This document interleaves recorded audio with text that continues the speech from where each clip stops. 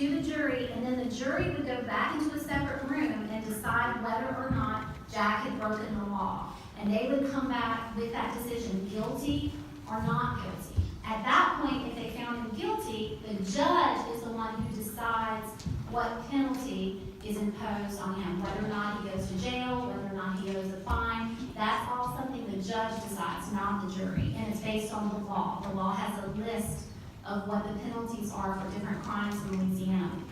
So jury, let me ask y'all by a show of hands, if you had not seen the new evidence, okay, you did not know that Coach Applegate had told Jack to bring her the ball and put air in it. So you didn't know that, and the case was closed and you had to vote. By a show of hands, raise your hands if you would have found Jack guilty. All right, so over here, classmates, raise your hand if you remember what Judge Higginbotham told you about how many guilty votes we need. Harper? 10 out of 12. 10. All right, so we would have had enough to convict him of theft, okay? So at that point, he would be going straight to jail until the sentencing would happen by the judge, or he might be able to get on bond. But his attorneys can then say, you know what, we don't think that was a fair verdict. We think something went wrong in the trial, or something was done incorrectly by the judge, or the jury, or the lawyers, and so they take an appeal.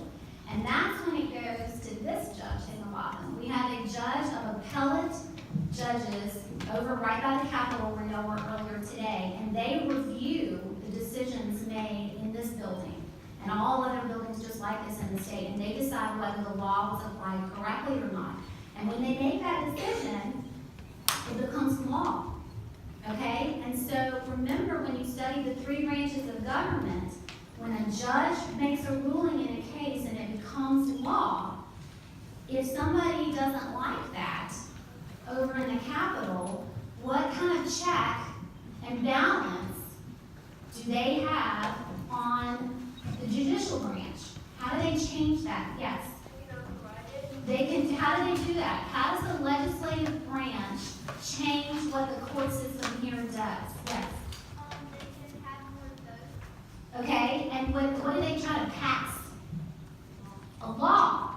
So the legislature, if they don't like a law that the courts here have passed, they can write a new law and say, we don't like that. We think the law ought to be different. And then they have enough votes, they get it passed. So guess what? At some point, somebody can file a lawsuit and say, we don't like what the legislature did, and it comes right back here, and the judges review it, and now the judges have a check on what the legislature did, right? So no one branch of government has all the power. They each have a check on each other. And so that's how America stays where we don't have one person that's in charge of everything, or one branch of government that's in charge of everything. So really quickly, I want to tell y'all, before we get to questions, this was a criminal case. I don't do any criminal law at all. I am a lawyer, but I do civil law. Civil law, what happens in that case, the worst thing that can happen to you, the only bad thing that can happen to you, is that money is awarded. Sometimes the judges can tell people to do things, those are called injunctions or restraining orders, but it's money. It's about money. So an example of a civil case is if somebody crashes into my car. Okay, I'm just driving down the road and somebody hits me from behind. Okay, that was an accident. Maybe they were texting on their phone while they were driving and they shouldn't have been doing that. Should they go to jail for that? No. Now, let's say I died as a result of that accident. Now it's coming back to Judge Higginbotham because we have a law called negligent homicide. Okay, but if I just get my car banged up, okay, maybe my back hurts a little bit, I can go to a lawyer and say, I want that person that hit me to pay to fix my car. I shouldn't have to pay for it. They hit me. They were at fault. They should have to pay to fix my car. And in Louisiana, that's called a civil case. Okay, so they would hire a lawyer, and the other side would have a lawyer, and they decide what's fair. Does anybody owe money or not owe money? But nobody goes to jail in those cases. It's about money. Now remember, this is where I want to talk about the 14th Amendment. When y'all studied Plessy versus Ferguson and Brown versus Board of Education, that was a civil case. What that had to do with, remember, the 14th Amendment guarantees U.S. citizens the right to what three things? Starts with an L.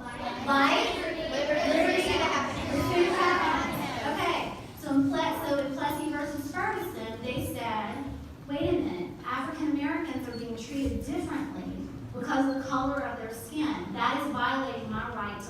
and liberty in the pursuit of happiness, right?